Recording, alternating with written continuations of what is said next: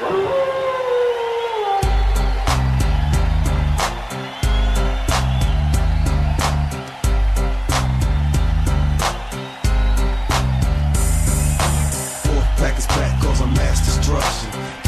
everyone, to Podcast on a Pole. Jeremy Lambert here with Sam or Katie. What's up, buddy?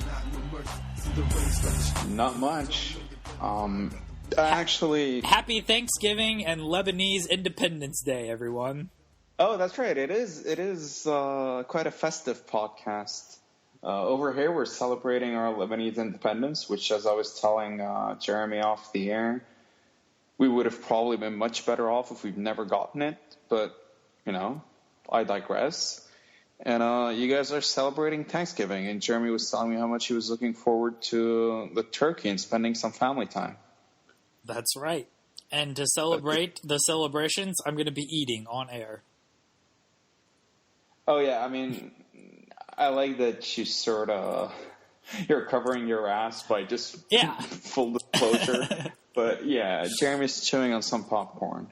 That's right. I popped some popcorn before we started this because it's like 1 o'clock in the morning over there, isn't it? No, it's later than that. What time is it over there? Dude, it's almost in 13 minutes. It'll be 3 o'clock in the morning. Well, there you go. We were supposed to do this 3 hours ago, but somebody here is a bitch, for lack of a better word. I have a life, and you wanted to play soccer with a bunch of 3-year-olds.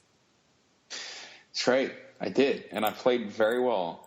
In fact, I gave myself the Player of the Game title.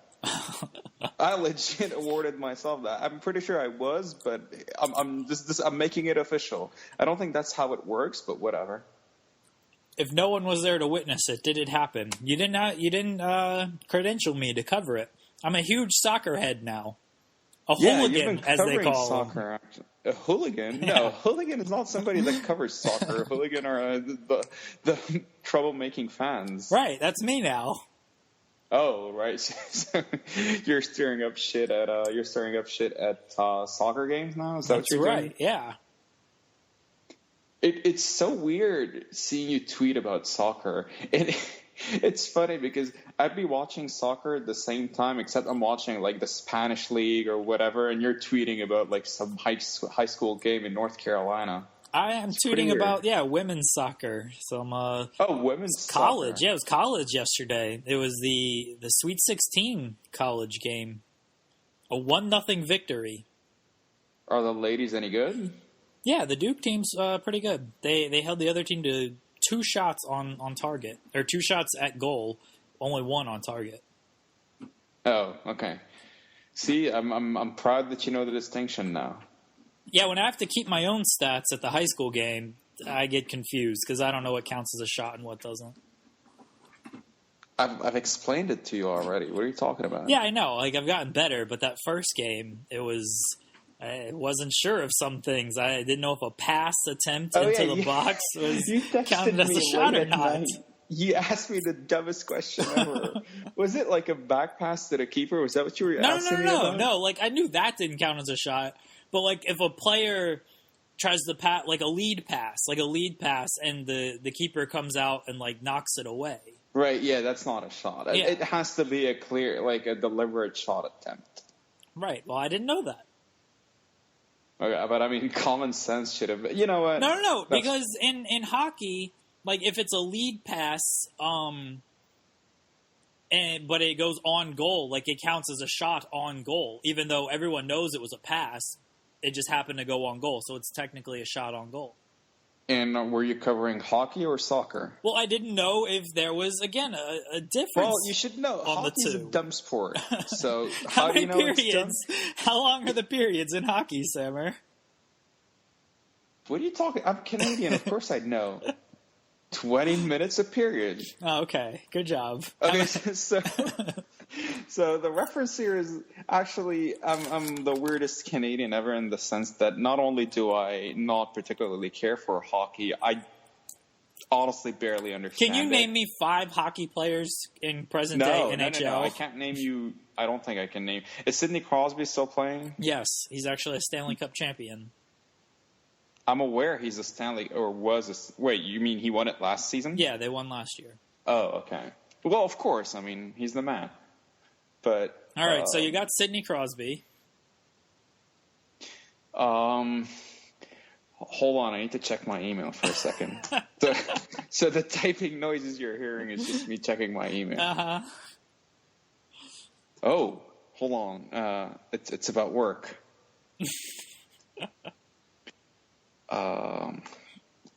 Shit, I gotta respond to this. This is not good podcasting, I know, but yeah. Okay, so yeah, what were you asking me? Hockey players.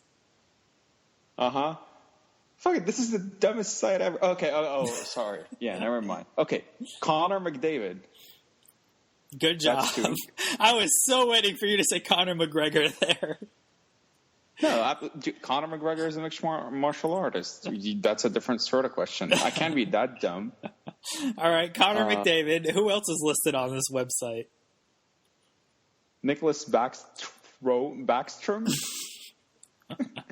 Dude, all these guys are either they're Eastern European or Canadian. Jacob Voracek. Yeah. Connor McDavid's Canadian. Well, that's why I was able to read his name. Nick Foligno. That's 3, right? Sure. That's 4. Oh, 4? All right. Yeah. Artemi Panarin. All right. Good job. Okay. I don't think you got any name correct except for Connor McDavid, but good job. Doesn't matter. Mike Goldberg's the play-by-play guy for the UFC. He doesn't get a single name right either. You don't need to get names right to do your job correctly, apparently. JT Miller. There, that's a name. That's a pretty easy one. Oh, there's Jeff Skinner as well. What team does Jeff Skinner play for? Carolina. Good. It lists the team name next to it. No, I'm aware because that's your team. Oh, well, no, your team. Oh, actually, yeah. That's your team, right? I mean, that's my hometown team. That's not the team I cheer for. Oh, the team you cheer for, the Avalanche, right? Yeah, good job. See? I know a lot about hockey. What are you talking about? I think you're being very unfair to me here. Can you name 5 soccer players? Name me 5 active soccer players and no checking emails. Messi. Okay. Neymar. Is he active? Shit. I did not see that one coming. Okay, 2. Suarez. Fuck off. There's no way you know who Suarez is. You're what are you doing? You're Googling I have not this. typed anything. Like, you could hear my typing. I tell you what, clap. Keep clapping your hands as you're talking about this. Just keep clapping my hands. Air. You want to know? Yeah, I'll legit tell you how I knew this is because before we went on air, there was a tweet They took a picture with Justin Bieber. Yeah, fucking Justin Bieber, the root of all evil. Yeah, that's how I saw it. So okay, tell me what team each of these players plays for. No clue.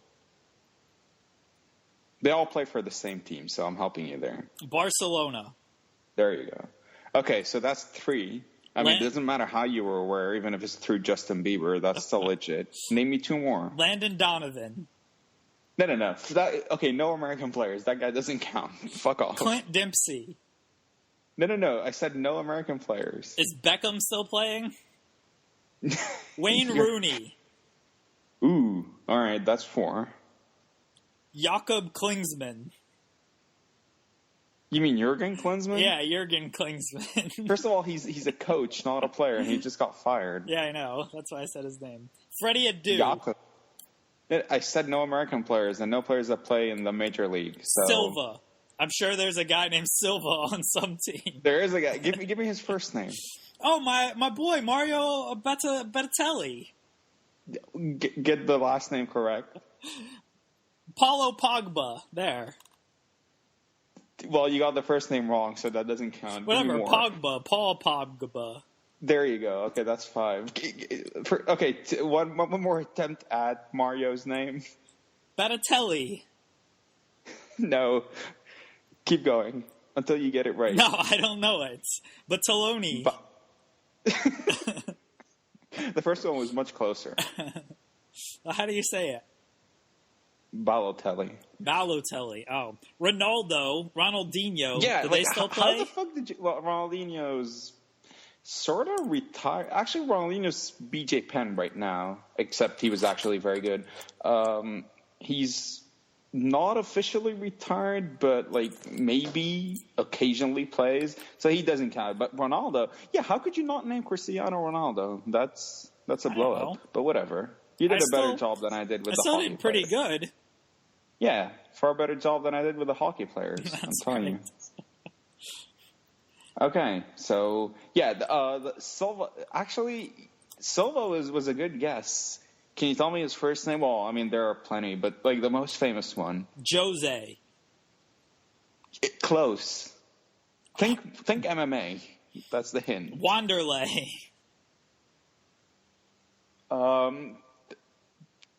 Very close. Mauricio. No. You were closer with the previous one. Is there an Anderson Silva soccer player? Like, that wouldn't be shocking. No, but keep trying. I'm thinking MMA. Does he have an MMA first name? Like someone famous in MMA? I mean, how many more Silvas can you name? I only know Vanderlei and Anderson. Paulo or Thiago Silva. Yeah, that's what he's called. Thiago Silva. Paulo Thiago Silva. Paulo Thiago, yeah, that's a weird hybrid-ass MMA fighter. That's an MMA fighter that threatens to kill his wife by day and fights crime by night. Very, very odd mix right there. Isn't Paulo Thiago some sort of like SWAT in Brazil? Yeah, I think so. Yeah. That's how he knocked out Josh Koscheck. Did he knock out? I don't remember that at all. He knocked out Josh Koscheck? Yeah. Oh, that was what made him famous, right? Yeah. I don't know. Let's see if Paulo Thiago... Was that before or after he headlined UFC 100? That was after, because John Fitch wanted that fight because he wanted to prove that Paulo Thiago sucked. So it was before he headlined UFC 100? Yeah. UFC 100 was after. That's what I was trying to say. Yeah, okay. Speaking of headlining UFC 100, you know who was supposed to headline UFC 100 before Fitch and Thiago closed the show? Goldberg and Brock Lesnar. Well, Brock Lesnar is one of them. What the fuck was that about last night? You mean the greatest match of all time? I saw your text to me that Goldberg beat him in a minute. And I was like, did they seriously waste time on that? And like, what a slap in the face to everybody that bought the paper. I mean, look, I understand they probably couldn't have, not probably, it was definitely not a good idea to make the match long in any way. But I went to YouTube, like not even to look up the match or anything, and it recommended the match to me for some reason. And I saw like the clip, the entire clip with the intros and stuff was like maybe 9 minutes, and the intros were much longer than the match. Yeah, the match lasted like 80 seconds. And like the commentators, oh my God, they were like going on about Goldberg shocking the world and stuff like that. And Michael Cole went full MMA. He's like, Brock is hurt. Brock is hurt. Like, what? Hurt? Since when is hurt something associated with professional wrestling? Like, he's hurt. That's such a Rogan thing. It was so good watching it live, and then so he hits, the bell rings, and they're just like looking at each other. And yeah, I saw it. Yeah, he spears him. And I was like, oh, wow. Like an early spear. Like, you thought they went with the Orton Triple H formula. No. Like, from WrestleMania 25. No, and then so he spears him again. And I was like, I'm going to laugh so hard if he jackhammers and beats him. And he picks him up for the jackhammer, and I immediately started cracking up. Because I didn't think Goldberg or Lesnar was going to kick out. God's honest truth. I didn't think he was going to kick out. Like, if they were going to do it, they were going to do it. And so he jackhammers him, he pins him, and I just burst out laughing on the 3 count because it was spectacular. I've never been so happy with a match. Do you think Brock's performance was affected by having to be off the PEDs? Listen, it's a shoot fight, Brock is coming there, and he destroys all these guys. I wrote a column about it today. You should read it. I read it, so I'm just going to let you rehash the points, but I actually read it. Yeah, it's a shoot fight. So Brock is destroying all these wrestlers, these John Cenas and Randy Orton. These guys are wrestlers. Goldberg's not a wrestler. That dude's a fighter just as much as Brock is. And He's got 2 moves, but I'll even use the Bruce Lee quote. You don't fear a man who practices 10,000 kicks one time. You fear a man who practices one kick 10,000 times. And Goldberg has practiced the spear and the jackhammer 10,000 times. And it's a knockout punch. And he knocked out Brock Lesnar right off the bat. You see it all the time in MMA. It was a legit fight. I'm getting goosebumps hearing this. It's so hauntingly accurate. Too many people thought it was a wrestling match, and that was the problem. They were expecting this big wrestling match, and no, this was not a wrestling match. This was a fight. Look, the thing, I think I agree with Goldberg's motto here. Wrestling doesn't finish fights. This ends a fight. I don't know why I remembered that quote, and I was like, I need to look it up. So I Googled Cain Velasquez, Ben Rothwell promo, and I find it on YouTube. And you know what's the funniest part? It was added in October of 2016, so pretty recently. And the only thing I could think of was like, who the fuck would add a promo for such a random ass fight from 2008, 2009, I guess. To YouTube in 2016. Like, why are you doing that 7 years later? If I have my math correct. Goldberg is kicking off Raw right now. No security. Because everyone's afraid of him after last night. He doesn't need security. No one's fucking with this guy. I'll say this. The security thing and his entrance and music are fantastic. I think that's one of the WCW when it comes to entrances and themes and theme songs and stuff. They really, really pale in comparison compared to WWE even back in the day. But I think there are 2 things they've done right. The Harlem Heat theme, we talked about that last week actually. Right. And I mean, I don't think it's any coincidence that Booker T kept using that throughout his WWE tenure, minus the King Booker thing. Or was he still using it for King Booker? No, I don't think he used it for King Booker. Yeah, and Goldberg's theme. Goldberg's theme and entrance, when the security guy knocks at the door and Goldberg just walks out punching himself on the face and yelling. They did good. They did good with when they bought the rights to themes. Like Voodoo Child, when Hogan used Voodoo Child, you can't tell me that wasn't spectacular. And he'd come out playing the belt. Oh, Seek and Destroy for Sting and Voodoo Child for Hogan. Yeah. Even the Nirvana song for DDP. Even that was pretty good. Self-High. Yeah, okay. I mean, DDP's entrance actually, yeah, okay. DDP was over. I would say they've done a good job with DDP in general. Voodoo Child, actually, it was kind of cool. I honestly prefer it to Real American. Voodoo Child is an all-time great song. You throw it as a wrestling theme. Of course. Yeah, of course. And Sting, I always actually thought Seek and Destroy was a fantastic fit for Sting. Wait. There was also some great themes. The Steiner Brothers theme. I don't remember it. Here's a story of a brother. There's a story of 2 brothers, Rick and Scott. They don't do drugs. They're always on top. It's a great song.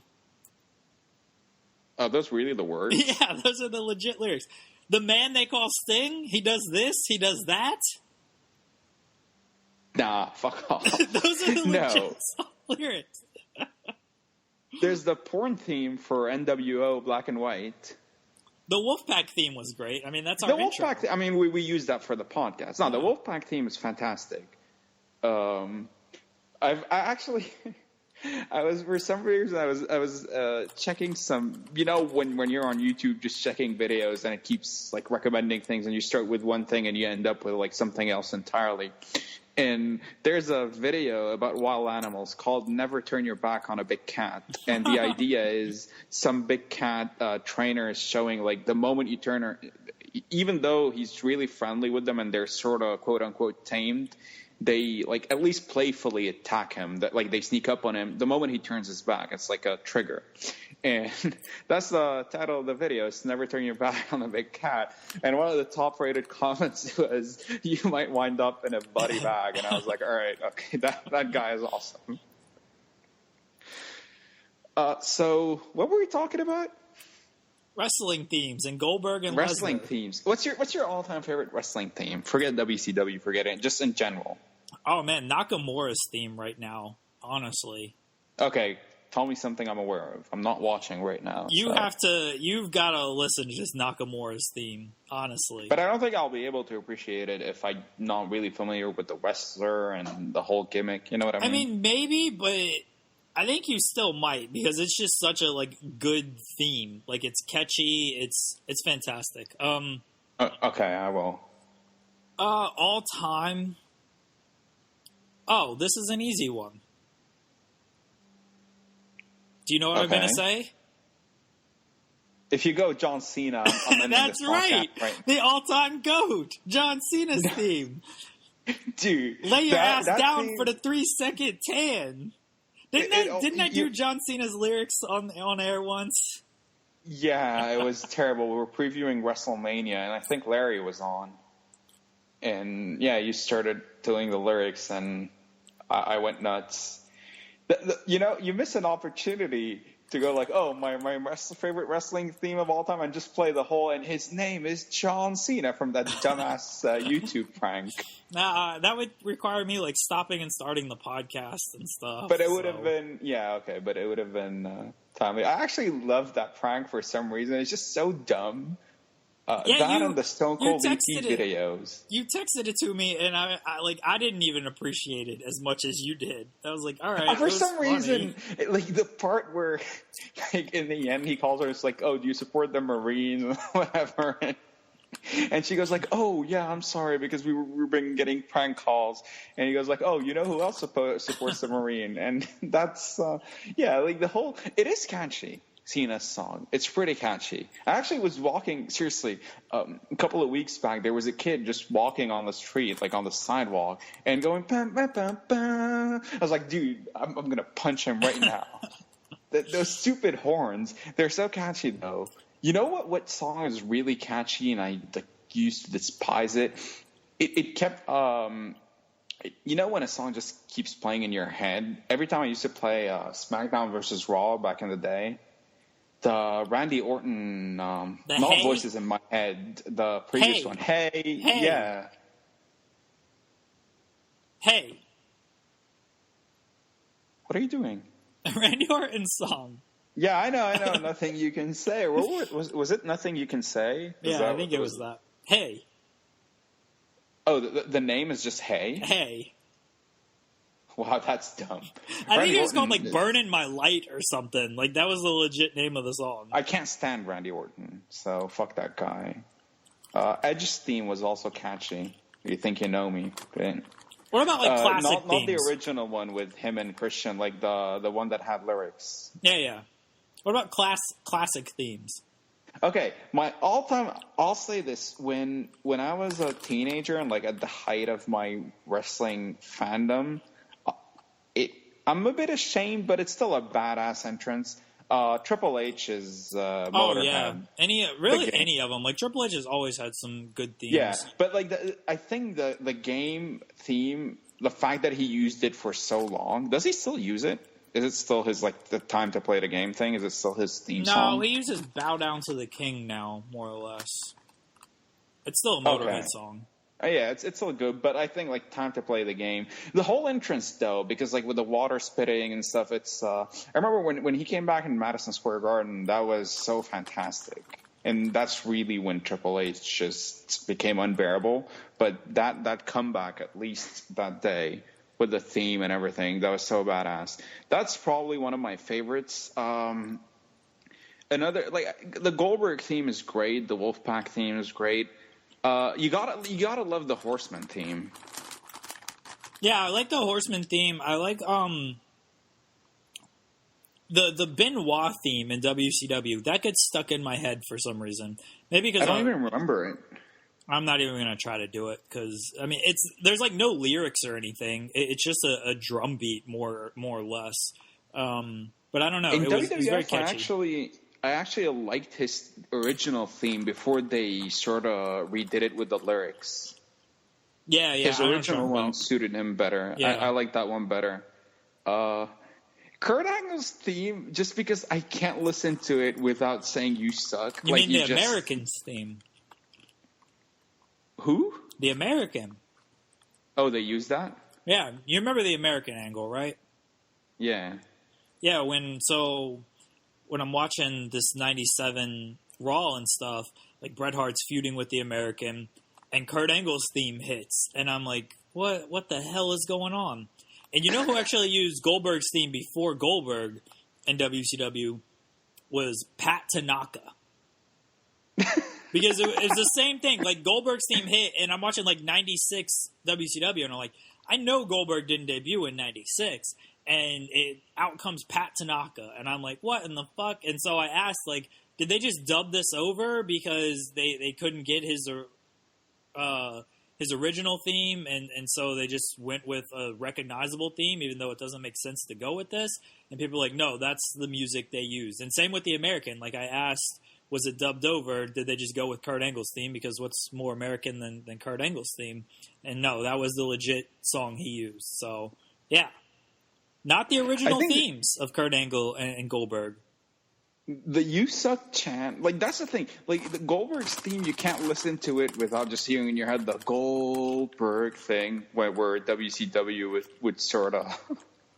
it wasn't actually, most of the time it wasn't even the crowd saying it, but whatever. And the "you suck," even when Angle was face, when he turned face, they kept just doing the "you suck" thing because it stuck so... It really was... I think Edge started that chant, actually. He was feuding with Edge. It was when he shaved his head, and Edge was the one that started it, and it's pretty fantastic. I think I don't necessarily like it, but there is no way. Like, it is kind of a timeless classic. Shawn Michaels' theme, just because, like, it suited him when he was this dick in the 90s, but the fact that he kept using that for the rest of his career is pretty hilarious.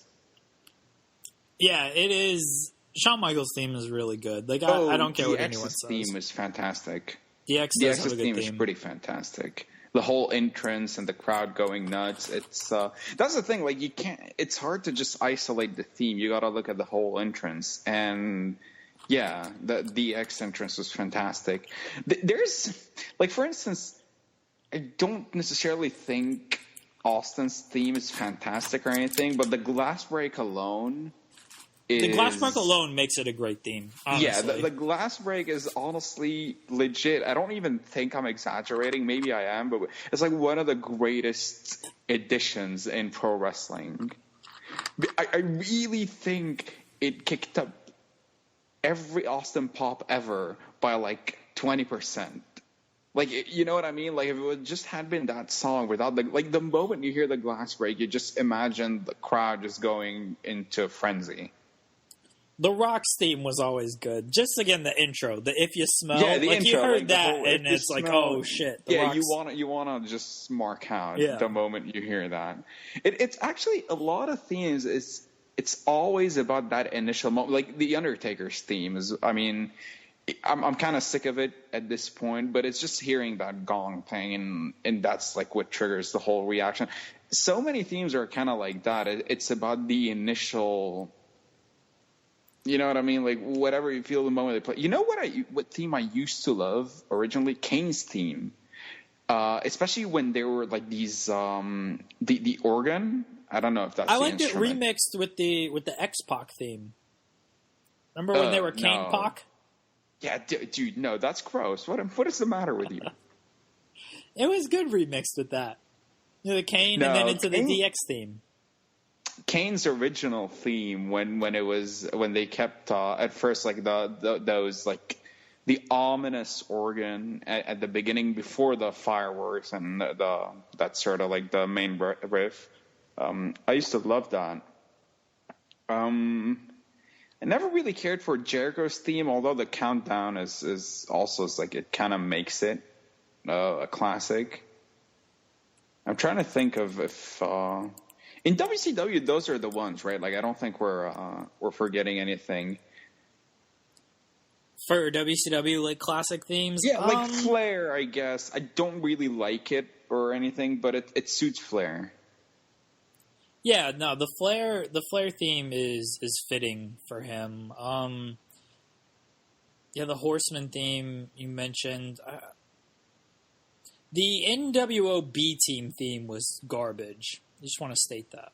It wasn't good. I don't remember it at all. I think you remember it because you're watching WC. I am. But I don't remember American it at all. Males. How can we forget the American Males theme? Well, because I don't remember it. It just goes American Males, American Males, American Males, American Males. That's pretty much the whole song. You gotta admit, though, like, WWF, traditionally, especially in the 90s, like, the Attitude Era, really, they did such a fantastic song. Like, you played those SmackDown games, and the original ones, like the first two, and probably I thought at the time, that having the themed songs and entrances in there, even though the entrances were kind of... remember the first two? You don't even see them walking out to the arena. They're just like walking out to their with the Titantron, their video like, package, right? The Titantron, yeah. It was so weird, but I thought that was the coolest thing ever at the time. Just being able to see the entrances. That was like WWF did them. Even like some of like I guess non-major players in WWF still got cool themes, like Too Cool, for example. Vince McMahon's theme, I think that's catchy as hell, actually. Shane McMahon's theme is good, too. The Here Comes the Money? Yeah, I always liked that theme. Yeah, like, because he walks out and, like, he's doing that walk like a doofus. And, a doofus, you say? Yeah. All right. I'm quoting CM Punk. Well, he used that about Triple H, but whatever. Yeah, he used that about Actually, he never cared for either of Punk's themes. The new metal one was sort of whatever. I mean, Cult of Personality was good. That's a good song. It caught on, definitely, but I don't know. I never really cared for either one. That's his UFC theme now. Did he? No, he didn't come out to that. That was the whole thing leading up to his fight. Is like, oh, he's going to use Cult of Personality. And he then did come out to Cult of Personality. You dummy? Did he? Yeah. Wow, I don't remember that at all, actually. That's because Mickey Gall overshadowed him by getting UFC to let him use Oh Mickey. Well, how much of a out of touch person is Dana White to when Mickey Gall originally suggested that, and he's like, no, that's not hardcore enough for you. Dana White is out of touch with everything. Who's got the coolest entrances in MMA? I mean, I always like Chuck's song. You know me, I like anybody that like sticks with a song for a long time. I think Anderson Silva. Yeah, Anderson's all time, like just all time. Lyoto Machida, the Bleed It Out song that his father wrote.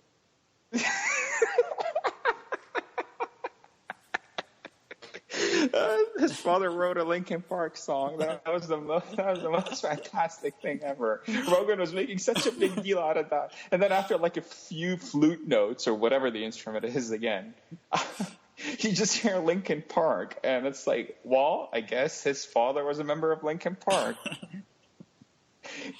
Oh, you know, it's super played out now, and at some point it became an internet running gag. But Sandstorm, Vanderlei Silva's entrance in Pride, I actually liked that. It's corny as hell, but I like that. I'm trying to think. I liked Connor's walkout for 205 because that was just fitting. Connor should just walk out to No Chance from now on, like just to fit the whole walk thing. Just imagine if Connor walks out to No Chance and he's doing the walk the whole way. It'd be fantastic. He'd be an even greater UFC man. Might be sued, but whatever. I like Frankie Edgar's walkout because it's "Kick in the Door" by Biggie. Like that's a good song. Rashad was using Victory for a while, and I don't like Rashad much. That song is a fucking classic. Here's a weird one. Matt Mitrione walks out to "Simple Man" by Leonard Skinner, and that song is fantastic. And I'll give him credit because he's always singing the lyrics on his way out. I think that adds bonus points. Oh yeah, I remember I did this. This was a running thing for me is walkout songs and like adding points for if you sang it and things like that. Because Charles Oliveira walked out, and like he was always like super hype with his walkout. Jose Aldo comes out to run this town, and like he just kind of runs, and he's always very loose and very hype. Like that's a good song for him. The greatest MMA related theme ever is the Pride theme, the one they used for tournament intros. How can we talk about MMA themes and not talk about? I know you don't like it or this person, but. Country Boy Can't Survive. Oh, that's a great... I actually like this song. I hate the person. I despise the person, but that is a great walkout. All right. Do you want me to sing it on air again? Did you sing it once? I did sing it once. I don't remember what podcast that's it one was time. for. Well, one time too many. Let's not. You know who actually Michael McDonald, and I don't know why I remember this, walks out to Metallica's version of "Turn the Page," and the reason I remember that is there was a fight night once. I don't know why I remember all this. It was the one when Corey Hill, rest in peace. Did he end up dying? By the way, I think he died. I think right? so. Yeah. Either there was a strong rumor that he died or whatever, but that's the show where, remember what happened to his leg, right? Yeah, It got Anderson Silva before Anderson Silva happened. And on that fight night, I noticed that Michael McDonald walks out to Metallica's version of "Turn the Page," and all I remember is the reason it stuck out with me is Rogan was not aware that his mic was on. So you hear, like, Rogan's voice is annoying enough when he's speaking, and all you could hear is, like, "on a lonely, lonesome highway," with, like, completely off key. And Rogan is fucking singing the words, dude.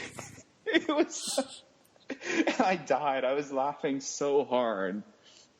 But that's a great song. John Fitch, the Johnny Cash song he comes out to. Yeah.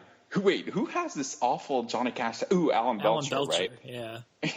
Does that guy still fight in the UFC? I don't think so. Let's Google Alan Belcher. Paul Tiago, by the way, last fought.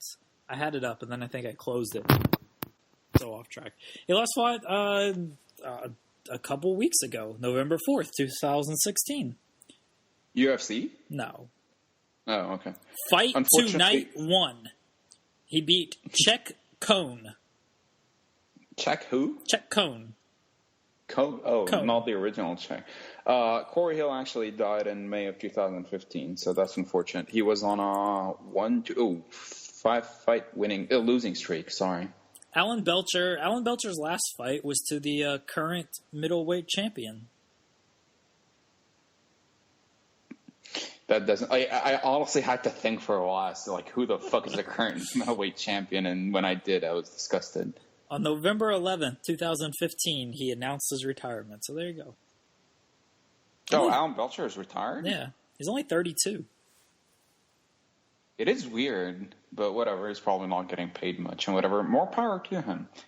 Anybody else like has a memorable walkout in MMA?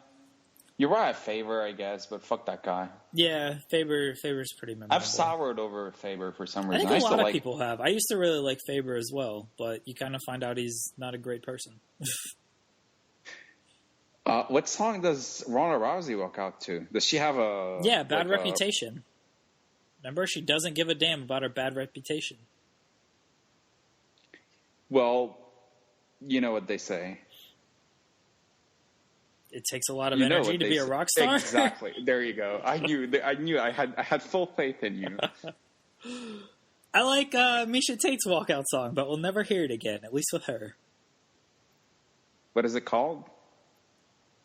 It's called Roar, Sammer. Oh, she walks out to Roar. Okay. Hey, dude, it's not that I don't know the song. I forgot that she walks out to Roar.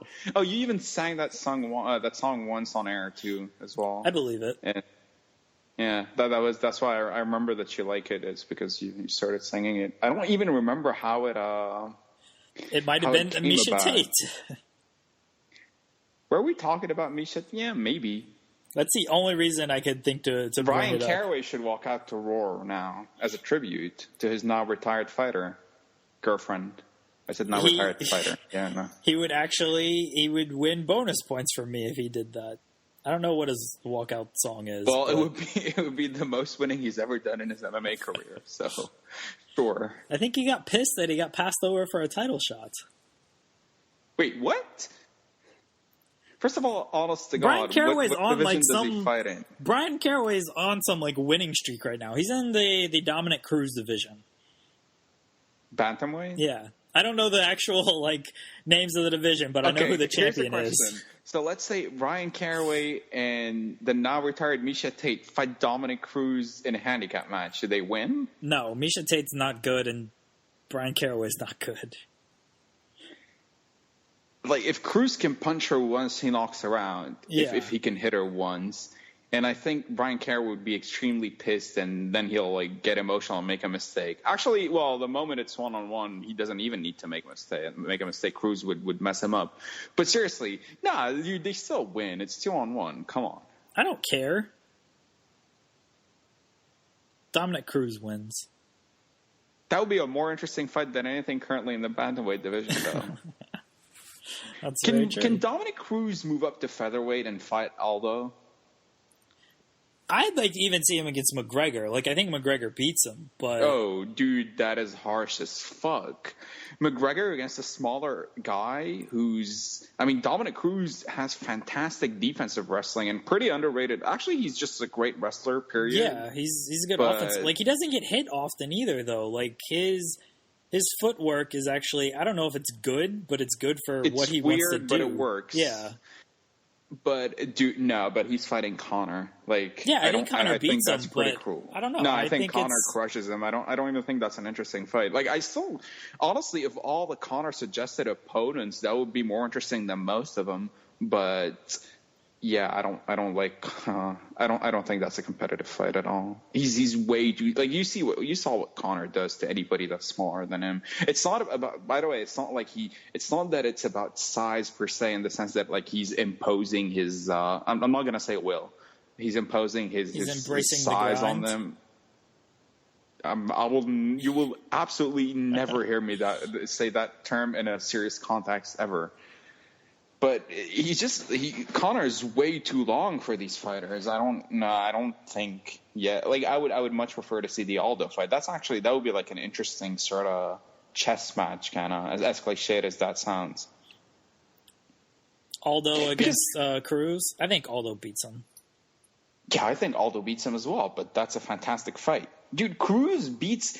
Like, wouldn't Cruz be infinitely more interesting at featherweight? Like, Cruz versus Frankie Edgar. Isn't that a great fight? I actually think Cruz wins. Yeah, that is. I do like that fight. I think Cruz might actually win that fight, too. Yeah, I think Cruz needs to move up. I mean... Well, I actually like Dominick Cruz. It's a shame what happened to him with all these injuries. He's gonna fight. He's gonna fight John Lineker pretty soon, and that's a really good fight. Supposedly, if he makes it. Though, honestly, his comeback story, it's a shame that nobody really pays that much attention to that division, because him coming back after that long of a layoff and winning the title in the manner in which he did is honestly like an all-time great MMA feel-good story. Yeah. It's a shame, though, that he's been hurt that much. He's a good promo, too. Like, he's an underrated promo. Oh, dude, who did he bury? Didn't he call out Kenny Floyd for plagiarism? Yeah, that was great. That was one of the greatest moments ever. And then he torched, who was the former champion? Faber. He killed Faber on the mic. But he also took good shots at, who's Faber's guy who was the former champion? TJ Dillashaw? Yeah, that guy. Is he still Faber's? I think they had a falling out. They had a falling out, but you know what I meant. Yeah. TJ Dillashaw did become the champ for a while. He beat Renan Barão. Yeah. That was a surprise, actually. That Cruz and Cruz and Dillashaw fight was really close, too. Like, I kind of thought Dillashaw should have gotten a rematch off of that fight. I don't remember it at all. I'm willing to bet you didn't watch it. Yeah, that's That's why I don't remember it. Hard to remember something you didn't watch. Holy shit! Hold on, he's fighting John Lineker. John Lineker is like he's violence personified. Yeah, it's gonna all be I see is great his fight. like Twitter vines of him killing people. Yeah, it's gonna be a fantastic fight. I think he's actually fighting Cody Garbrandt first. Dominick Cruz, that is. So the Lineker fight is 2 fights away. Yeah, unfortunately. Which in Dominick Cruz time, that might be 6 years away. Let's see what he's fighting. Yeah, he's fighting Cody Garbrandt. UFC 207, actually. The Rousey. He's doing card. a lot of false advertising on this podcast lately. I guess. What do you mean, I guess? Remember the news story that you broke? Are you going to ignore that now? I don't know what you're talking about. Yeah, exactly. What walkout song does GSP use? I don't even remember. Doesn't he use some French rap song? Yeah, he does use a French rap song. Yeah, I don't know what it is, but I do think he changes I it. liked his walkouts, but not the walkout songs. Like, I like when he's wearing the gi and the whole headband thing, and just like he's usually coming out hyped up and stuff. But I never really dug his walkout. You know who's fighting on UFC 205 along with Rousey and Cruz? I mean, that's a hard game. No. Heavyweights. Oh, Ben Rothwell? No. Mark Hunt? No. Mark Hunt is like now bitch made about Brock being on Oh, PDs. TJ Dillashaw is actually fighting John Lineker on this card. That's a good fight. I assume the winner will fight the winner of Cruz and Garbrandt. All right, well, that's a good fight. That's a good card, actually. Well, so, if you guess the heavyweight fight, you'll think it's a fantastic card. Cain Velasquez. Correct. Who's he fighting? It's not a title fight? No, it's not a title fight, but the winner will Who's probably... Who's fighting Stipe Miocic next? I have no clue, honestly. Okay. The winner of this fight... he's fighting Fabricio Verdum again, right? That's right. That's a good fight. It's a good card. Can't wait to fall asleep before it happens. Johnny Hendricks. That is honestly one of my dumbest moments as a person. So when Velasquez fought Verdum, was that a year ago? When was that? It was a while ago. Okay, so I hadn't been keeping up with UFC pay-per-views during that time. I was like completely down on the sport, barely even following results. But I'm known to be kind of a Cain Velasquez fight. And Jeremy was like, you're hyped for Cain coming back. And like all week I kept talking about it. It was like, I'm so excited. Cain's back and whatever. And I'm only going to watch the main event. I don't even care about the rest of the card, but I'm going to watch Cain versus Verdum. And it's not that I fell asleep. It's not like, oh, I got sleepy and I fell asleep. I just completely forgot that the fight was on and just went to bed, like willingly went to bed. And I wake up the next morning. I saw your texts. I was like, holy shit. And then I saw the result, and I was like, well, maybe that's for the better. I need to go back and watch that fight, though. I haven't seen it since. Cain fought only once since, right? For the battle for that's right, Ronda's heart. That's right. And now he's on the same card as Ronda. So, coincidence? Absolutely not. I got accused of being in love with Ronda recently. Well, they weren't wrong. Oh, yeah. I've had should I share this on air? My weird dreams about her? No. Let's not go there. But, yeah. You are in love with Ronda, at least through your dreams. And which is pretty funny because I kind of can't stand her. But whatever. There was UFC action this past weekend. Did you watch any of it? No, I didn't even follow the results. Gegard Mousasi beat Uriah Hall. It wasn't. Oh, actually, that's the one result I actually cared about. Did he finish him? Yeah, he finished him in the first round.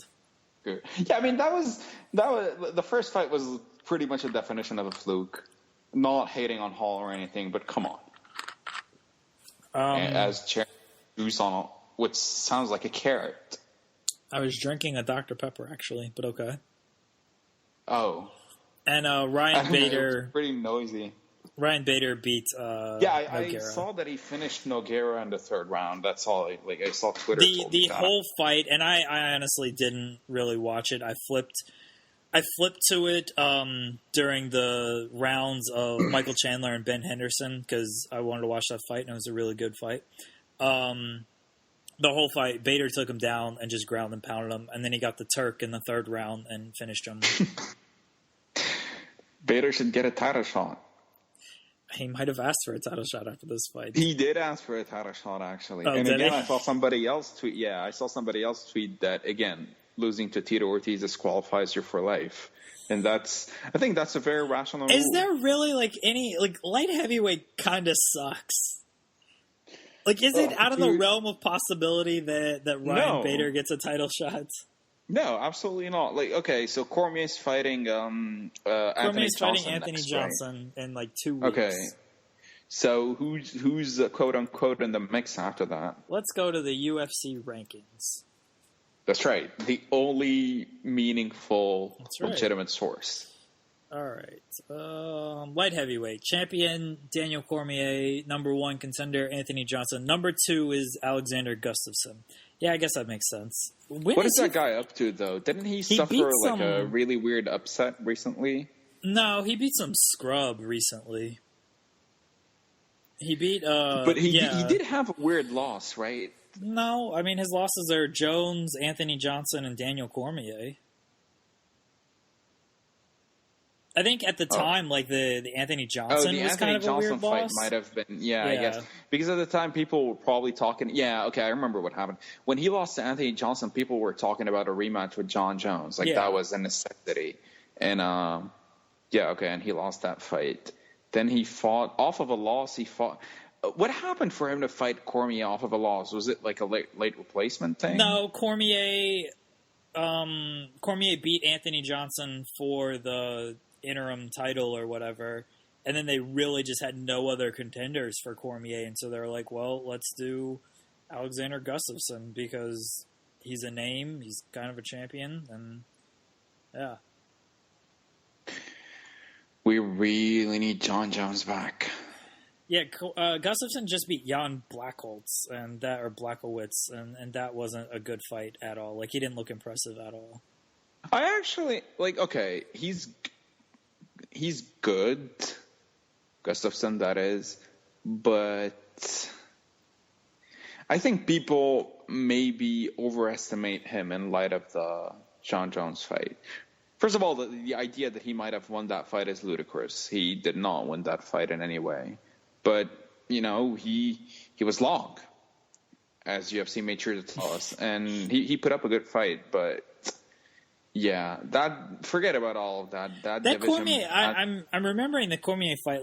That was a close fight.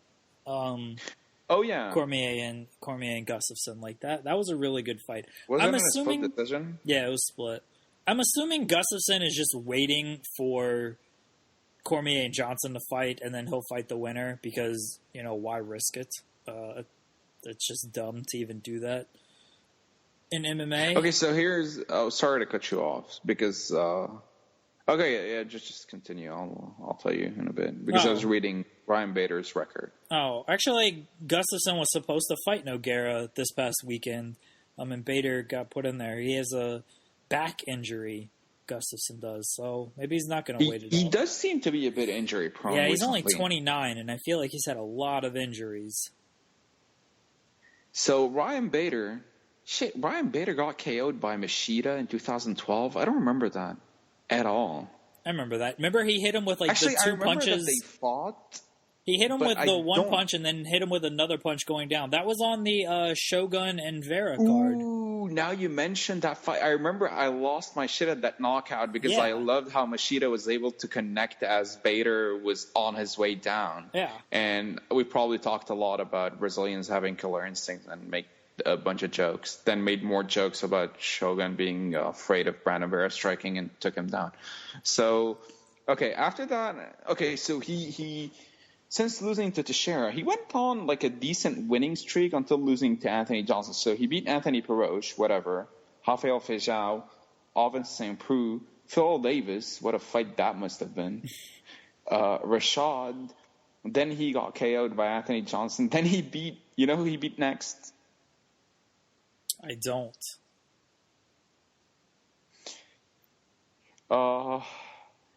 Somebody that would make me think you're drunk. Oh, Latifi. There you go. Yeah.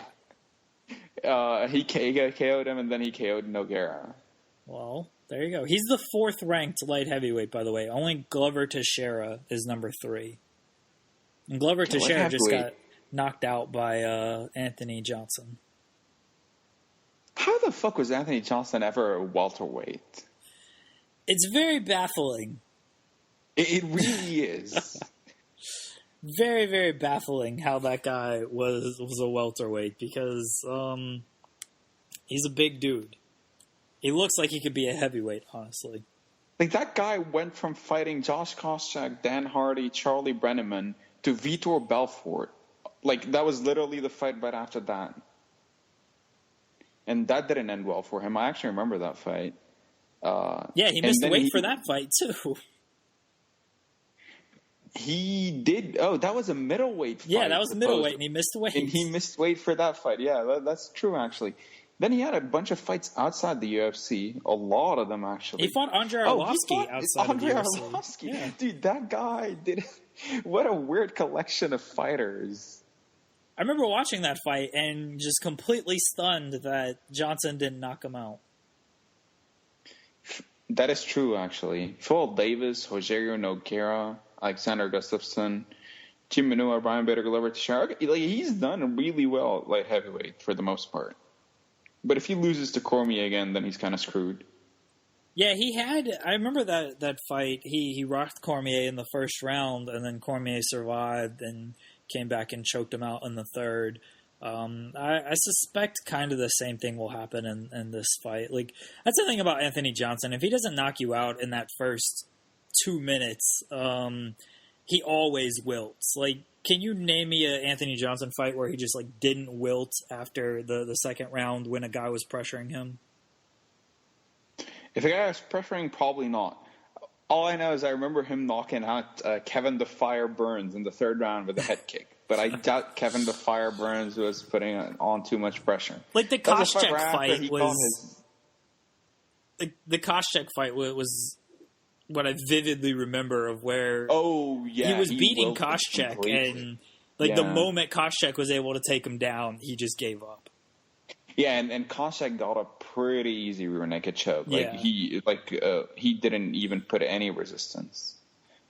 It is, Anthony Johnson is, but he's one of those exciting fighters. Not exciting necessarily in terms of performances, although he does put on exciting performances. But he's exciting in the sense, in a wild card kind of way. Like, he can beat anybody for the first, say, 10 minutes. You know what I mean? Like, you put him, like, he's one of those guys that will always have a puncher's chance, except, it's not the kind of puncher's chance I was talking about last week. It's a legitimate puncher's chance. Not like, oh, I need a lucky shot. No, right. He hits really hard, and he's a good enough striker. And at light heavyweight, like, none of these guys have necessarily great striking defense. Dude, that division badly needs John Jones. I don't know what that guy has done to himself. It's a pretty big shame, honestly. Like, he's just, by now we just accept that he's this big screw up. But it's kind of sad when you think about the fact that first of all, he's legitimately undefeated. That's number one. I disagree. The Hammer Hamill put it on him? That's right. Did you not watch that fight? Matt Hamill clearly took the victory. And you look at, honestly, John Jones, since he fought... I would even argue that John Jones has multiple losses. All right, this is going to be good. Go. Who do you think I'm going to say? Chael Sonnen.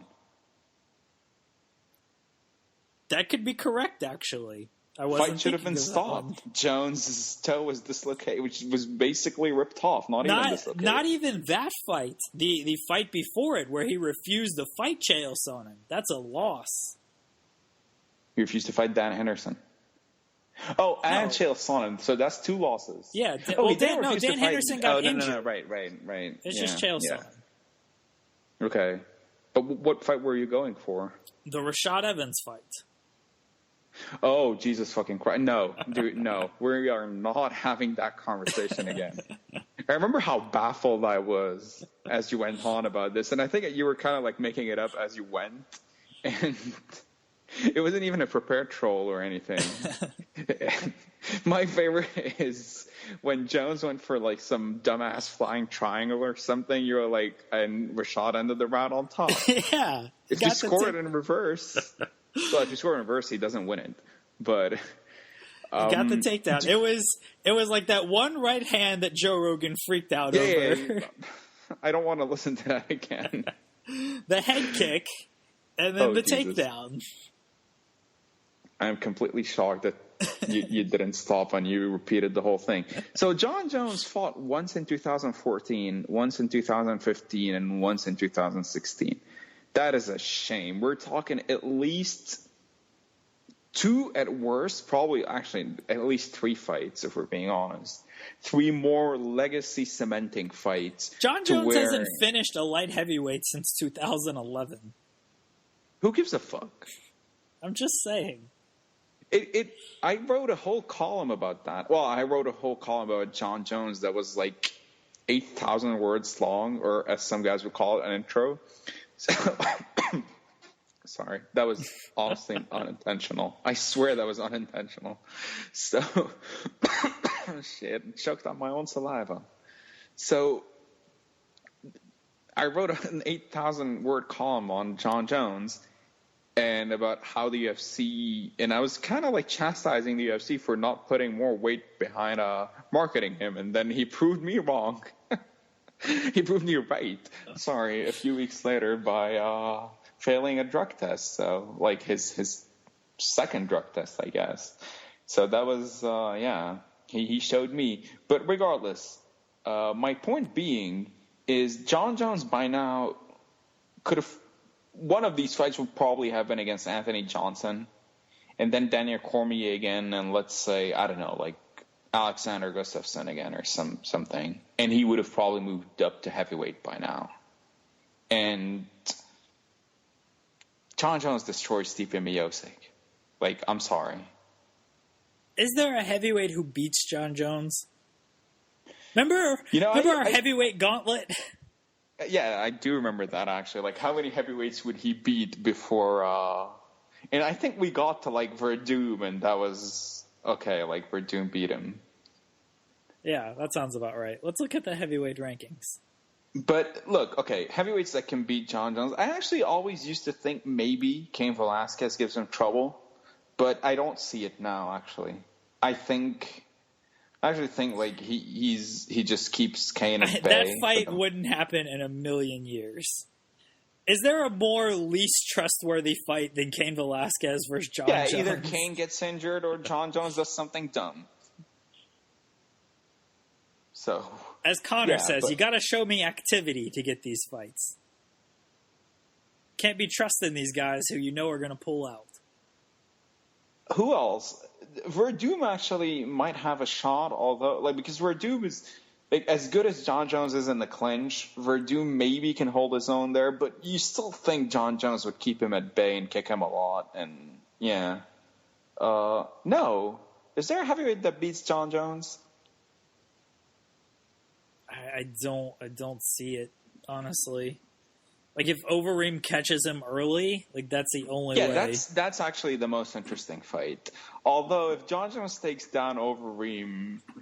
Even Dos Santos has a chance of catching him. But John Jones is hittable, actually. He's got a chin, but he's hittable. And those guys, they all have, like, insane power. So, there's that. Not Verdum so much with his punching, but at least Dos Santos and Overeem... Yeah, okay, we're talking about, like, sort of the legitimate puncher chances I was just talking about. I still think he would wear down Dos Santos with a lot of kicks, but, yeah, Dos Santos might land. I still think he's the favorite in every heavyweight fight, though. Oh, I think so, too. And he would hold, he'd probably vacate that light heavyweight title first, though, unfortunately. He's not the light heavyweight champion. No, I mean in my hypothetical scenario where if he wasn't a fuck up, he would have beaten these guys and moved up to heavyweight. He would have vacated the title. Oh, well. And he is the light heavyweight champion. Let's not kid ourselves. Well, now he doesn't need to because Conor has set precedent. So John Jones can be like, listen, you didn't make this guy vacate the title. I'm not vacating this belt. I want to hold two belts. But his title is already vacated, though. Well, when he wins it, when he comes back and wins it, and then moves up to heavyweight. Or in your hypothetical. Right, okay. How many failed cocaine tests is that in a way, though? But, I mean, yeah, I think it's... How old is John Jones? He is... Is he 30 yet? 29. I think he's 30. 29. 29? Yeah.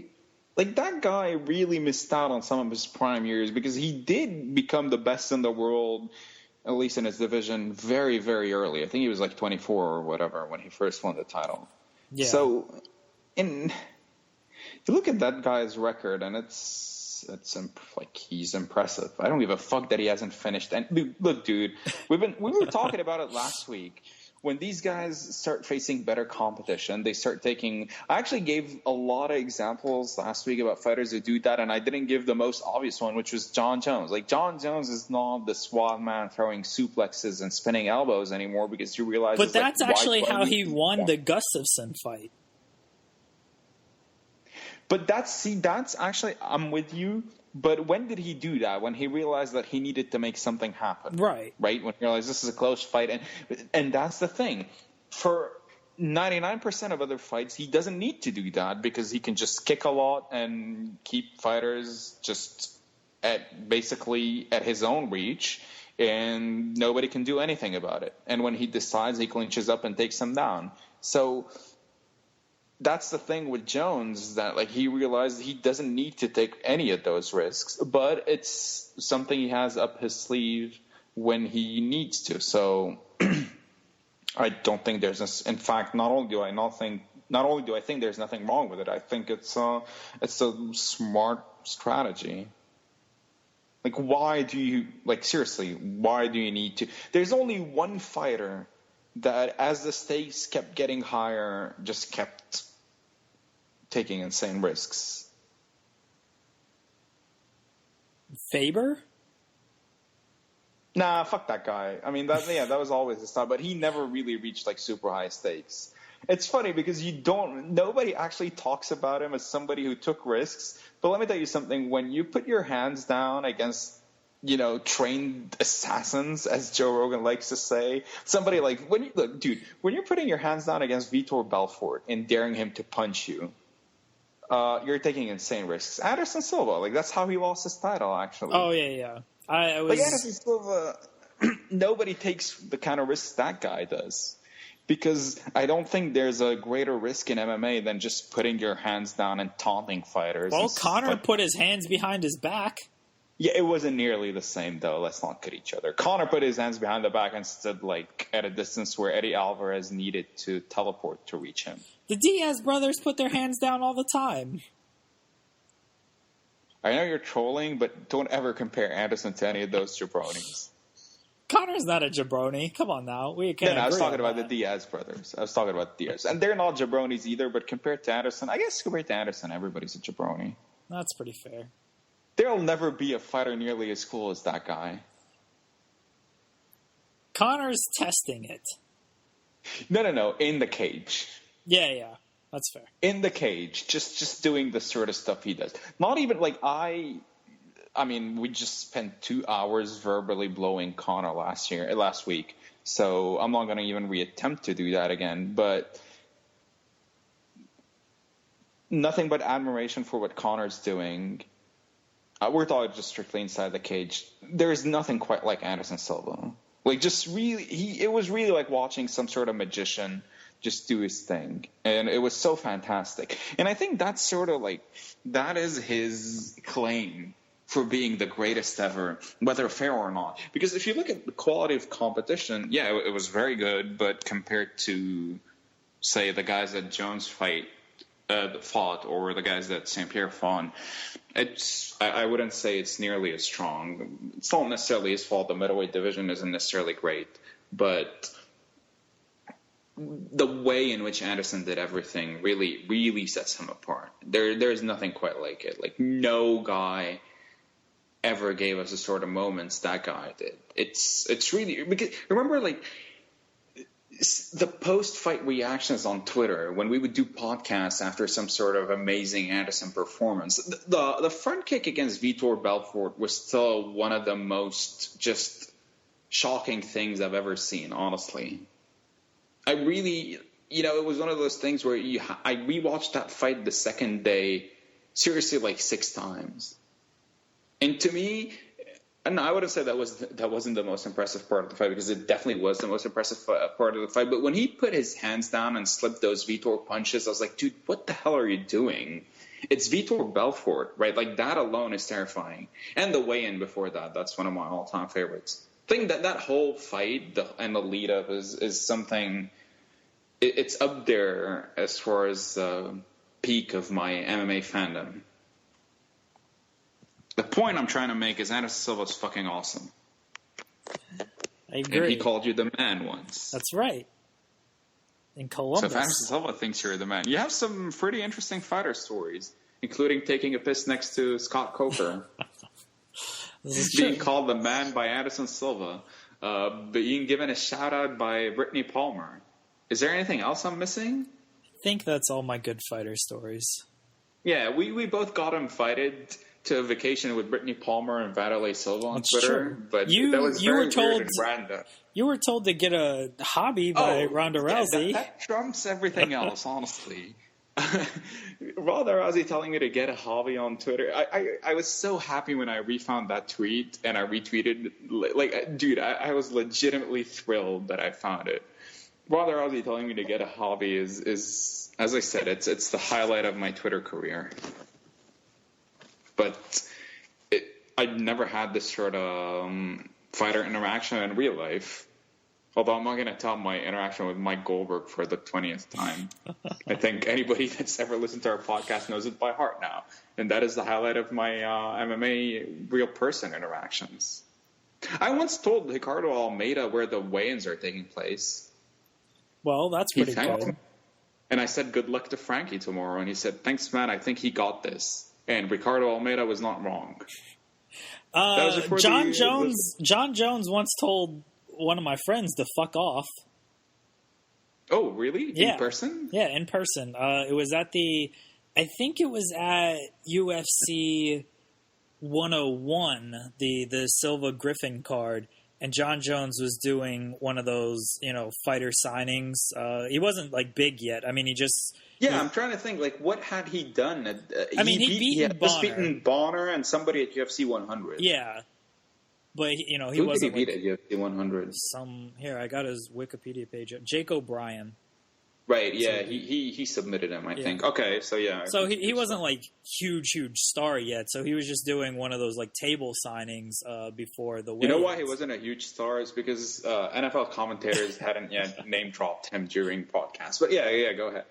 So he's doing one of the table signings, and my friend, because John Jones is from New Jersey, and the show was in Philadelphia, so I think that was a reason why they had him there as well.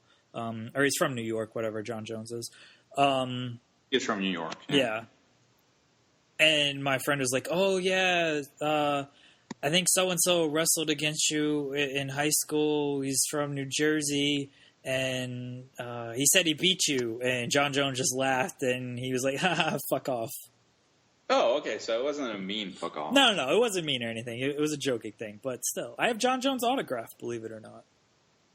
Oh, you do? Yeah. I'm trying to think if I have a fighter's autograph. Yeah, George St. Pierre. I have Liddell's and Griffin's as well.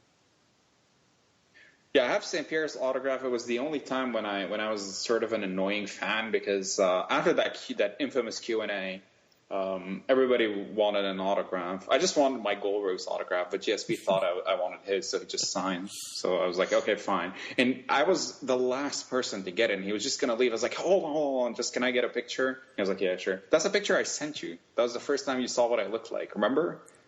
It was a bet, actually. It was if St. Pierre beat who? Condit? Was it after the Condit fight? No, UFC 112? No, the picture I sent you of I me don't and George remember. here. Because the whole thing is like nobody had believed that I'm a real person. It was a T-Bird thing, right? I remember that whole like they've never bit. seen a picture of me. Yeah. And I pledged on air because I was very nervous for that fight because St. Pierre just returned from injury that if St. Pierre wins, I will reveal my my looks to the world. I will drop them. I will take off the mask. And I did, and I sent you that turned picture. Out to be I still remember your Justin tweet. McCauley. That's right. And your tweet, I'll never forget it. It was, so one guy is the greatest Canadian of all time, or one of the most popular Canadians of all time, and the other guy is Georges St. Pierre. So that was your tweet. That's a pretty good tweet. Of course. I mean, it was a tweet about a picture of me and Georges St. Pierre. In my mind, it doesn't get much better than this. So, yeah, I have GSP's autograph. I wonder where that is, but I do have it. I couldn't get Anderson's autograph, but he was in no mood. Like, it was weighing, and he just wanted to weigh in and fuck off. I regret that I didn't get Anderson's autograph when he called me the man. I feel like I should have. You should have. Yeah. You might have been pushing your luck, but I think he would have signed it and whatever. Even if you were being annoying, you still would have gotten Anderson's autograph. Oh, I definitely think he would have signed it. Like, he was in a pretty good mood, it sounded like, even though Fejal just got knocked out by Dan Henderson. But he seemed like he was in a fine mood. Like Anderson is in effect, like, he's able to snap out of these things. Like, one of my favorite Anderson things is, like, when he's crying backstage that Nogueira just won and he's so emotional, and then he walks out and, like, beats some bitch. Yeah, I think he beat Bonner. What's that? I think he beat Stephan Bonner, right? Wasn't that before? No. The first time he did it was Okami, and then Stephan Bonner. Okay. The first time was against Okami because Nogueira was fighting Brandon Schaub. Brandon Schaub? Yeah, I think it was Brandon Schaub. Yeah, we thought he was going to lose that fight. Yeah, because Nogueira had looked like shit in the previous... I think it was like Kane had destroyed him, and he hadn't fought since. No, hold on. The Kane fight was in 2010. Did he really not fight until August of 2011? Who, Kane or No, Nogueira. Like, did he have a year in like an 18-month layoff? Maybe. And everybody thought Schaub was going to win, and then Nogueira knocked him out, which in hindsight makes plenty of sense. And there's a video backstage of Anderson like just sobbing like a baby when that had happened. And like a fight later, he just goes out and it's on a clinic against Okami. And then the same happened. Yeah, you're right. On the Bonner card is when Nogueira he armbarred somebody. Dave Herman. Who doesn't practice jiu-jitsu. Oh, yeah, he did say that. I remember that. And Anderson cried. But in fairness, when you're fighting Stephan Bonner, I think you're pretty much you can get away with doing anything before the fight if you're Anderson Silva. Here's a question. If Anderson was woken out of bed that day and he had no idea he was going to fight, so he was like not even in fight shape, he hadn't set a foot in the gym, whatever, and they're like, dude, you're fighting Stephan Bonner in an hour. Get ready. Does he win the fight? Yes. I think he wins it pretty much just as easily as he did. Yeah. Did Anderson really train for that fight anyway? I just think like he hit a bunch of pads, played paintball, and made weight. Yeah, I'd be shocked if he actually trained for that fight. Like, seriously. It was kind of short notice, wasn't it? It was because he wanted to save UFC 151 after it was already canceled. My favorite Anderson troll ever. My favorite Anderson troll ever. After they announced that they canceled the event, he was like, he called Dana, offered to step up against John Jones, and Dana was like, oh, sorry. Dude, if that had legit happened, Dana would have changed, like, actually, it wasn't against John Jones. He offered to step up against somebody, right? Because there was no way John Jones would have accepted that fight. Yeah, he just said he'll fight whoever. I think he said he would fight John Jones. He just didn't know if Jones would accept or not. But he knew, like, yeah, there's no chance of that happening, so he offered. That's my favorite Anderson troll. And Dana was, like, completely fell for it, and he was praising him publicly for that. What a great man. Yeah, and then they were like, well, we need a main event for 152, so how about Stephan Bonner? And Anderson was probably... Like, when they said he was going to have to fight, he was like, oh, shit. But then they said Stephan Bonner. He was like, oh, okay, that's not a fight. I think he Googled him first. He's like, oh, that's the guy that lost to Forrest Griffin. That can't possibly be bad. If a guy lost to Forrest Griffin after what Anderson had done to him, I was like, yeah, twice. Okay. Lost to Forrest Griffin twice. That's right. So he thought, yeah, I think I'll take that fight, actually. Really seriously though, that fight is a testament to how much people just want to see Anderson fight, regardless of who he's up against. He's really unique in that sense. Because remember, nobody complained about it. Nobody was like, oh, what a joke, like Anderson versus Stephan Bonner. Everybody was like, oh, cool, Anderson's fighting. Yeah. And that's the thing with Anderson's, like, rarely did it matter. Like, I would say it mattered when he was up against Vitor. It definitely mattered when he was up against Chael Sonnen. But other than that, could you think of a fight where it's like people really cared who the opponent was? The Forrest fight. Yeah, okay, that is true, I guess. You guess. Though I think, like, I do think, like, any other top light heavyweight would have gotten the same. It was basically just about Anderson fighting a top light heavyweight. So had it been Forrest or anybody else. But sure, yeah, no, I agree. And so again, it's about Anderson. You know what I mean? It's like, oh shit, Anderson's fighting at 205. Yeah, but people, you could say any other top light heavyweight, but that's, I don't know. I think you're selling. Yeah, I'm not saying James Irvin, just like a legitimate top light heavyweight. How many top light heavyweights were there at the time? No, the division was legit. Machida was the champ, I think. No, it was due to fight Shogun. No. Machida was the champ. Sorry, for some reason I thought it was Rashad. So, like, if it had been Anderson versus Rashad, people would have been very excited as well. Obviously, Anderson versus Machida. I remember at the time I used to think, like, that's not an easy fight for Anderson at all. I still don't, but now I think he would have won it if he'd fought Machida. I remember really wanting to see that fight because it was obviously two champions, but, like, just stylistically, it was such a good fight. What's the over-under on the amount of punches thrown? 6? It wouldn't be a lot. It'd be a very good staring contest.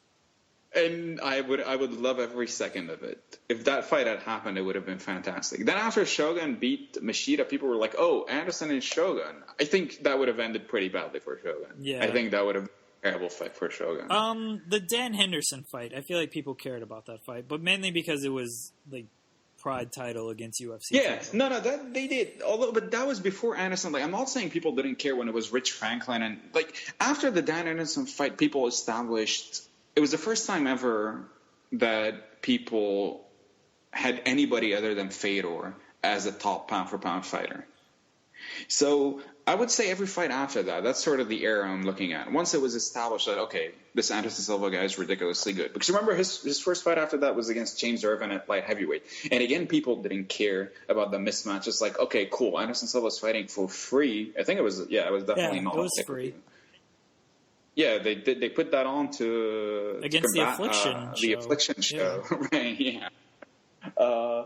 And people just wanted Anderson to fight. Chael Sonnen, yeah. But, like, if you look at, like, Cote, Lattis, Maya, who cares? It's just Anderson. Like, incidentally, those fights weren't necessarily the best. But even Okami, like, okay, people maybe were like, okay, finally Okami's getting his shot and he, quote-unquote, has a win over Anderson, whatever. But it was like, okay, like, we'll just see Anderson, do his thing. But Chael fights... The first Chael fight was a big deal, but the second Chael fight, like when Anderson was in the middle of his walkout and Chael was in the cage, and just like he motions for him to like just get your ass in here already. I honestly got pretty hype. And then Chael, was that the biggest blunder in a title fight ever? I actually think the biggest blunder in a title fight ever is what happened in the first fight. Chael falling victim to a pretty routine triangle attempt that he should have seen coming a mile away. I think dropping your hands in a title fight isn't a very good idea. It's pretty ironic. That is true, actually. That is definitely true. Yeah, Anderson versus Chris Weidman. See, that's how that is how much people love him, though. Is not much is made of that. You know what I mean? Like, any other fighter, I think, would have gotten completely buried for doing what he did. It's probably because some people went like, oh, well, he had done that so many times and gotten away with it. It's kind of hypocritical to sort of, like, criticize him. Now, although I do think he was overdoing it that time. Because remember, he actually, for the first time, like, he faked getting hurt. Like, he pretended he was just, like, being wobbly when Weidman connected a second earlier and just kept his hands up. Like, that was pretty dumb. Yeah, I guess that's the biggest blunder in a title fight. In hindsight, if Anderson takes that one serious, he took the rematch serious, and just unfortunately his leg snapped, he beats Chris But he Weidman. was getting beat up in the rematch, though. He was getting beat up in the rematch. So forget the rematch. Does he beat up Weidman? Look, Weidman was winning that fight up until that point. He had the first round won. The problem with that fight is that Anderson literally did nothing. I honestly don't even remember him throwing a punch. Remember, that was the weirdest thing about the fight is, and that's why even today I think it's a false equivalency to say, oh, Anderson always does that. Because even in the Maya and Cote and latest fight, he still threw. He still had offense, except he wasn't pressing forward more, and he was clowning around a lot. But he was actually, there was absolutely no doubt that Anderson was winning every second of those fights. Actually, in some people's minds there was. Remember, I tell you off the air.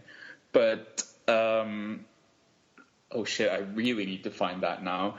But anyway, in the Weidman fight, remember, Anderson did nothing. Nothing, absolutely nothing. He just when he got taken down, he tried to control the posture. Weidman spun for a knee bar with 3 seconds remaining, knowing fully well there was 3 seconds remaining. He just didn't know. He didn't do anything. I actually don't know if Anderson wins that fight, because I think, as evidenced by what happened in the rematch and him getting knocked out, he was sort of past his prime, or at least the beginning of the end. His chin just didn't hold up anymore. In the rematch, he did look old and slow, definitely. But even in that fight, it's still Anderson, though. So I would say he probably would have won, but it's very close. It's weird to look at Anderson Silva's record now and see that he's 0-4-1 in his last 5 fights. Everything since the second Weidman fight, I put zero stock in any of that. None. Yeah, I agree. The funniest thing is he should have beaten Michael Bisping if he wasn't an idiot. Yeah, he should have easily beaten Bisping. Literally he was one punch away. If he threw a punch after that flying knee, Bisping is done. If he just... We talk about it all the time with Bisping. All you have to do is press that guy, and he's going to always back up. Dude, even forget that he fought a strategically dumb fight because he wasn't pushing forward, and every time he pushed forward, he had success. Even if things went exactly the way they did, if Anderson, after he throws that flying knee, if he follows it up with one punch on the ground, the fight is over. Yeah. Anderson except choose to pull a Husamar Palhares and celebrate. He ended the fight himself. Seriously, and how different history would have been in the sense that Michael Bisping just wouldn't have been the middleweight champion. I doubt it would have made that big of a difference for Anderson. And honestly, if that loss saved Anderson from getting title fights against Luke Rockhold and those, then maybe it's for the better. But I guess Luke Rockhold got knocked out by Michael Bisping, so... Maybe Anderson would have recaptured his title. But no, he's pretty washed up. The Cormier fight is pretty hilarious. It was Anderson stepped up on 3 days' notice, belly and all. And Cormier kind of carried him into a boring fight because he seemed to have respect for him. It was okay, I guess it's not fair. That guy still earned me a paycheck. Seriously, I think that's what happened. But... that's the thing with Anderson. You're saying you look at his record now. Look, all fighters have just terrible losses later in their careers. Fedor is coming back to fight Matt Mitrione. I heard about that. Is it on the New Year's show or when? I think it's a little before or it's after. I think it's in February actually. Who do you think wins? I think Fedor beats him, but the fact that there's even a discussion that Matt Mitrione could win kind of says a lot. You know what? Matt Mitrione is 38. It's not like this guy is some young dude, and he's not. He wasn't good in the first place. I probably still think Fedor wins. However, prepare yourself for this prediction. I think Matt Mitrione has a legitimate chance due to a distinct size advantage. All right.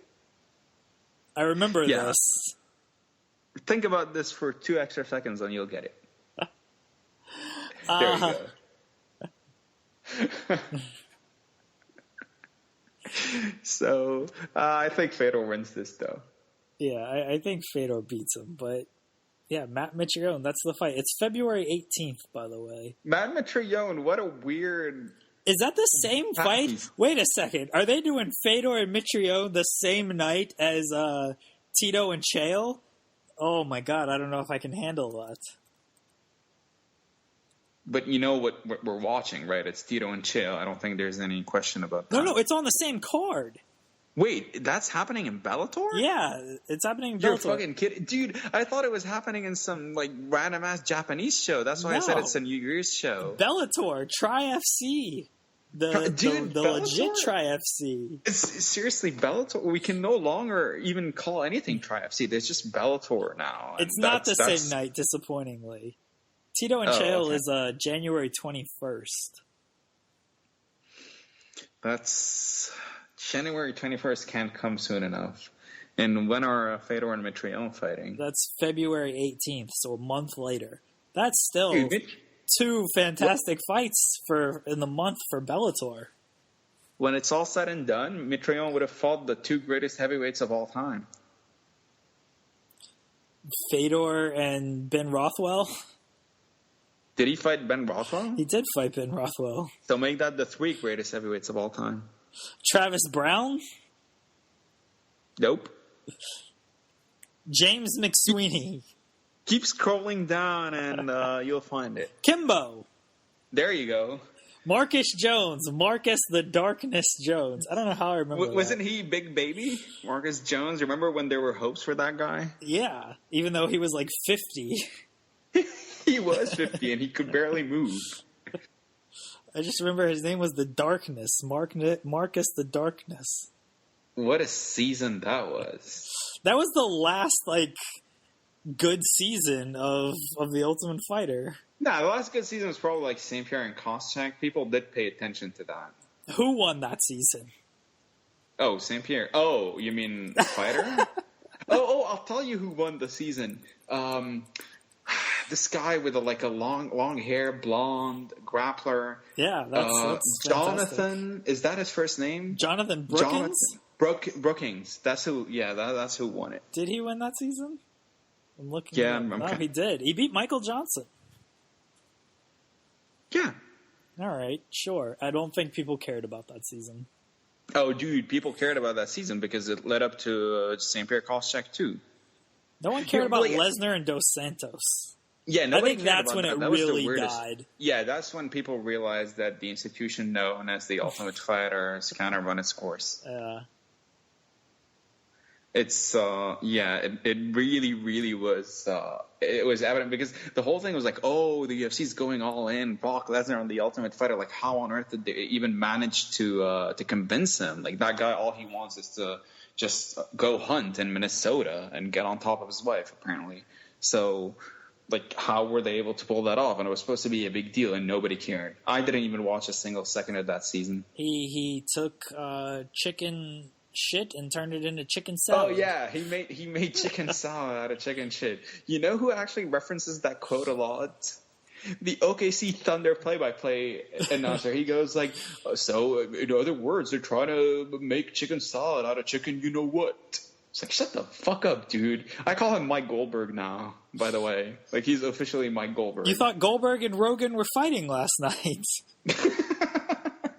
So this is how much I hallucinate about these guys. I texted Jeremy, let me know when it's time for Goldberg and Rogan. I meant Goldberg and Lesnar. Goldberg and Rogan would have been a better match. Remember when WWE had announcers fight each other? Like Michael Cole versus Jim Ross or some shit like that? Yeah, versus Jerry Lawler. That was a WrestleMania match. Don't you think UFC should do that? Wouldn't you watch Mike Goldberg versus Joe Rogan? Well, then Rogan can say he's made the walk. Then both of them have made the walk. And then Rogan can finally criticize CM Punk for his performance. CM Punk unless he loses to Goldberg. CM Punk's next fight is supposed to get announced soon. You know what I want to see about... Yeah, I read about that. And is it a UFC fight? Legitimately? That's the word. It should have been against BJ Penn because I heard a BJ Penn fight was announced. So it should be CM Punk versus BJ Penn. You know what should happen if Goldberg and Rogan fight? Like on the DVD edition of the pay-per-view, they should like commentate their own fight. Like you can see Mike Goldberg, Joe, embracing the grind, trying to impose his will on a smaller opponent. And going for the Turk here is Mike Goldberg. And Joe's just biding his time. Like Rogan goes into like, he's not panicking here. He's got wrist control, just waiting for the referee to separate them. Oh, it's deep, Mike. And yeah, that would have been something. I would pay to watch that. I don't think the fight would have lasted long enough for any of that to happen. Yeah, Goldberg. Do you think Rogan?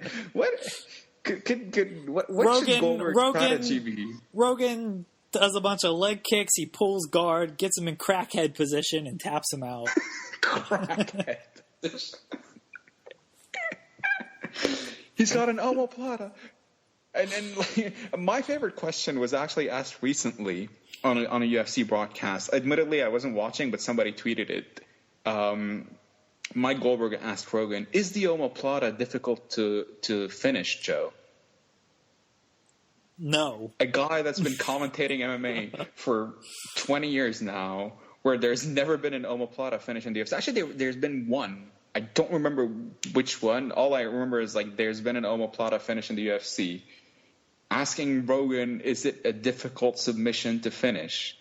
Dude, remember that phase when Joe Rogan would freak out every time he sees somebody going for an omoplata? He could finish this here, and for some reason, it never, ever, ever works. Fighters just stopped going for that, unfortunately. Rogan freaking out over omoplatas and leg locks in general is just one. Obviously, the guillotine is the thing he sells the most, but at least guillotines do finish fights, just like a fist. But omoplatas, Rogan freaking out over that is just, ugh. I want Rogan and Goldberg to commentate Tito and Chael. Because I just want to hear Goldberg saying that Tito has one shot in him. That is the best thing about Tito fights with Goldberg commentating is you gotta wait for the very end. You know Tito has one more shot left in him, one more takedown. That's the best part. Like the one more shot is a takedown. Yeah. So when he's getting his ass kicked for 4.5 minutes, that one takedown will not matter at all. But Goldberg sells it as if it's like this nuclear bomb that's just waiting to be dropped, and the sense of anticipation is just killing the audience. God. This is giving me flashbacks about that commentary we did, because I'm pretty sure we made that joke in pretty much every fight in the trilogy, Tito versus Griffin.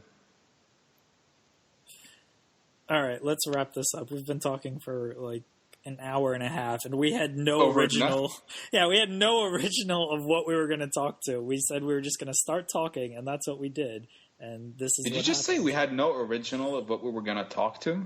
That's a Tito Ortiz sentence right there. I swear you should. Well, you're welcome. You said we had no original as to what we're going to talk to. Let me tell you how you're feeling about that sentence. But it was honestly the greatest sentence on the night. Thank you. So yeah, we're gonna wrap this up. We'll be back next week to talk about more original stuff to talk about. I don't know. Is there a UFC card next week? I think the next one is. Of course. Oh, I think the dark horse of middleweight is next weekend. The dark horse of. Oh yeah, you referenced that last week. Yeah, it's this weekend, this upcoming weekend. No, I think it's next weekend. I don't think there is anything this weekend because of Thanksgiving. Because I would have been very disappointed that we didn't break it down. Yeah. So, I don't know. We'll figure out something to talk about next week. We had no plan to talk about anything this week, and look what the hell happened. Well, that's why we're so good together, partner. Mic bump. There we go. We haven't done that in a while. I know. If you're Lebanese, enjoy your independence from the French. And if you're American, enjoy your independence from the Indians. And take care, everyone.